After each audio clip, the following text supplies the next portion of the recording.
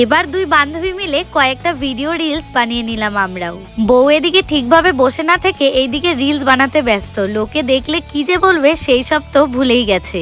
সব বান্ধবীরা একসাথে ফটো তুলে নিয়ে চলে গেলাম খাওয়া দাওয়া করতে।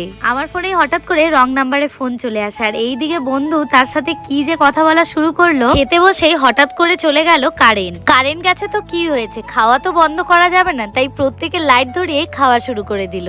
আসলে বন্ধুরা আমার খেতে ভালোবাসে, আর আমাদের বাড়ি আসলেই তো ওদের পাস্তা খাওয়ার কথা মনে পড়ে যায়। আর আমি খাওয়াবো বলে বলে 10 বছর পার করে দিলাম। একবারে আমার বিয়েতেই ওদের পাস্তা খাওয়াবো।